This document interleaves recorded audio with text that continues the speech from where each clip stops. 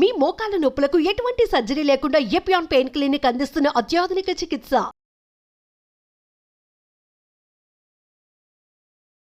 నమస్తే, welcome to our channel. ఈ రోజు మనతో పాటు ఉన్నారు వైద్య నిపుణులు డాక్టర్ బిఎం వెంకటస్వామి గారు. వారితో మాట్లాడతాం. నమస్కారం గురుగారు.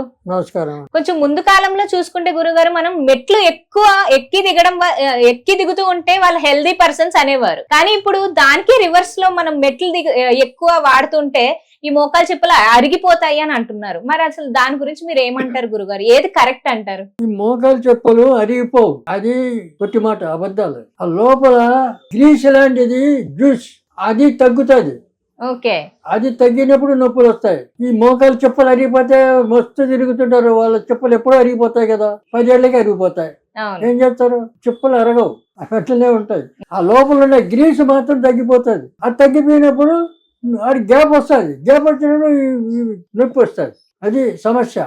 కానీ చాలా మంది ఇప్పుడు ఈ తినే ఆహారం తర్వాత వాళ్ళు ఉన్నటువంటి ఆ క్లైమేట్ ఇవన్నీ చూసుకుంటే ఎక్కువ వీళ్ళు మధుమాంసాలు దానికి పనిచేయవు. దానికి సరైనటువంటి ఆహారం వేరే ఉంటుంది. ఆయుర్వేద ప్రకారం ఔషధులు అంటే వైద్యానికి సంబంధించిన మూలికలు అనేకం ఉన్నాయి. మనకు వేల లక్షల్లో ఉన్నాయి. వాటిలో కనీసం కొన్ని గుర్తుపట్టేటట్లు ఉండాలి. అటువంటి వాడుకోవడం పూర్వం మన పెద్దలు అవన్నీ తెలుసు చాలా మందికి. కొన్ని పిల్లలు అవి వాడేవాళ్ళు. అవి వాడితే ఏం కాదు. ఇప్పుడు సన్న దుంపరాష్ట్రం అంటారు. సన్న దుంపరాష్ట్రం పొడి చేసుకొని రోజు 1 స్పూన్ వాడుతుంటే నొప్పులు రావు, ఏమి లేవు, అన్ని మాయం.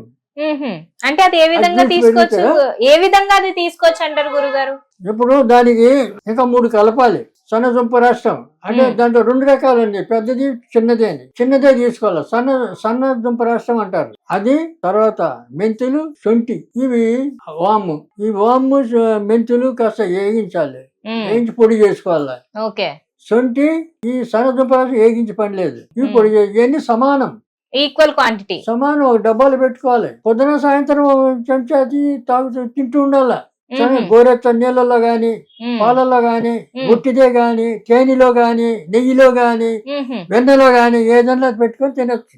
ఓకే, ఎందులో అయినా కలుపుకొని తినాలి. ఒకటి తినట్టు ఒకటి కూడా తినొచ్చు. అది రోజు తింటుంటే ఇక్కడ లోపల గ్రీస్ పెరుగుతుంది.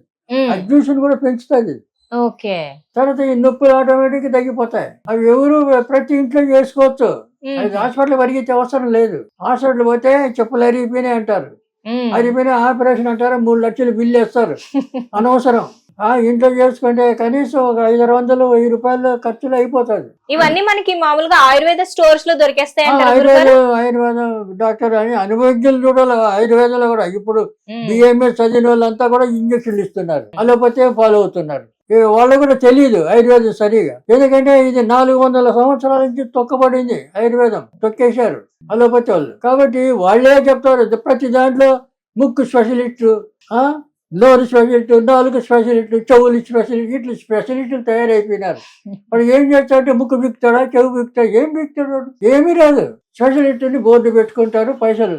మరి అలాగే ఎలాంటి వాళ్ళు ఫుడ్ తీసుకోవడంలో కూడా చాలా ఎఫెక్ట్ అనేది చూపిస్తుంది కదా. తీసుకోవాలి కదా, ఫుడ్ కూడా సరైన పద్ధతిలో తీసుకోవాలి, క్రమంగా. అంటే ఎక్కువగా ఏవి తీసుకుంటే వాళ్ళు మోకాల నొప్పుల నుంచి నివారణ వస్తుంది? మనం కొన్ని ఐటమ్స్ లో ఇప్పుడు కందిపప్పులో మాంసకృతులు ఎక్కువ ఉంటాయని చెప్తారు. అంటే ఈక్వల్ మటన్ మాంసానికి ఎంత బలం ఉందో కందిపప్పుకి ఎంత బలం ఉంది. అందువల్ల కందిపప్పుని బాగా వాడచ్చు మనం. ఇటువంటి పప్పులన్నీ. మళ్ళీ శనగపప్పు వాడకూడదు. కందిపప్పు, మినప్పప్పు, ఇలాంటి పప్పు, పెసరపప్పు, ఇవన్నీ వాడుకోవచ్చు మనం. మంచిగా వాడచ్చు. చిరుధాన్యాలని ఈ మధ్యన చెప్తున్నారు చూడు కొంతమంది. ఈ పెసరపప్పు, ఈ కొర్రలని, ఆయిలని ఇవన్నీ తినమని చెప్తున్నారు. కాబట్టి ఇవన్నీ కూడా ఆయుర్వేదంలో వచ్చినవే. కాబట్టి ఇలాంటివన్నీ మనం తెలుసుకొని వాడుకుంటే మన ఆరోగ్యానికి ఏం దోకా ఉండదు. అలాగే గురుగారు, మనకి ఎక్కువగా ఈ దుంప పదార్థాలు ఎక్కువ తీసుకోవడం వల్ల కూడా ఏ మోకాల నొప్పుల్లో ఏమైనా ఎక్కువ దుంపలు కూడా ఎక్కువ తినకూడదు అంటారు. దుంపల్లో చామగడ్డ, ఈ బంగాళదుంప అంటే ఆలుగడ్డలు, తర్వాత మనకి ఆలుగడ్డ ఎక్కువ సప్లై ఉంటే కనుక ఎక్కువ అయ్యే తింటారు. చామగడ్డ మంచిది.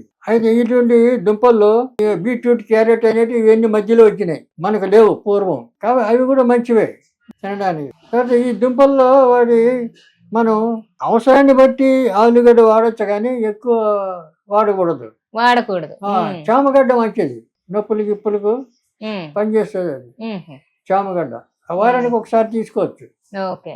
అట్లనే మనకు ఇంకా ఈ కందగడ్డ ఇలాంటి గడ్డలన్నీ కొన్ని ఉన్నాయి, అవన్నీ కూడా మంచివే. అవన్నీ ఇప్పుడు ఎవరు తింటున్నారు? అవన్నీ ఏం సరిగా తినడం లేదు, అదే వండుకోవడం కూడా రాదు సరిగా ఇప్పుడు వాళ్ళకు. అయితే ముఖ్యంగా ఇప్పుడు మనం మోకాల నొప్పులతో బాధపడుతున్నారు, బంగాళదుంపని అయితే కంప్లీట్ గా అవాయిడ్ చేయాలంటారు. అవాయిడ్ అప్పుడప్పుడు ఎప్పుడన్నా రేరుగా తీసుకోవచ్చు, ఏం కాదు, ఎక్కువ తినకూడదు హమేషా. గురుగారు, మనకి మోకాల నొప్పుల సమస్యతో బాధపడుతున్న వారు ఎలా నివారించుకోవచ్చు, ఎలాంటి ఆహారం తీసుకోవచ్చు అనేది చాలా చక్కగా వివరించారు అండి. థ్యాంక్ యూ సో మచ్ గురుగారు.